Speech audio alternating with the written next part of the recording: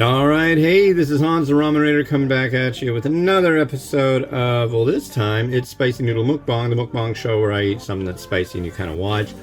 The sun that's been coming in has been like getting right on my desk, and there's no point in trying to do a mukbang over there, but I'm going to do a mukbang right here. And so here's what we got.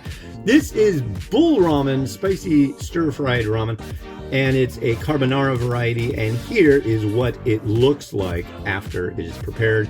I put a little bit of sesame seed and a little bit of scallion on top, and I got my bowl right here, and I am going to do the mukbang. I don't know how like stoked I am to be doing this because I have a feeling it's going to be horrible. I mean, yeah. Where's that go?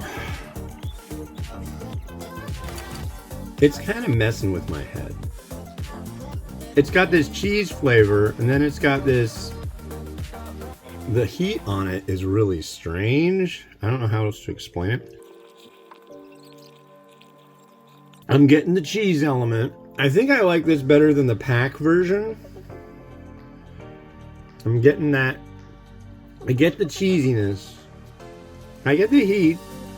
I'm definitely getting a hot blah blah blah. But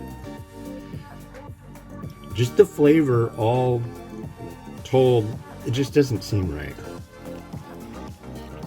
The noodle's a little spongy. I really just don't like it. I mean, is it hot? Yeah, it's got some heat to it. Other than that, can't recommend it. I don't really find it palatable. I've been doing mukbang for a long time, and this one I just don't want to eat. It's like the other varieties that I've tried, I just don't want to eat, and I think I'm just not going to. So anyways, this has been Hans the Ramen Raider wishing you enjoyment of your noodles each and every day. Go for the gusto, eat the spicy stuff, but in the end, if it doesn't taste good, don't even bother. Alright, have a good one. Bye-bye.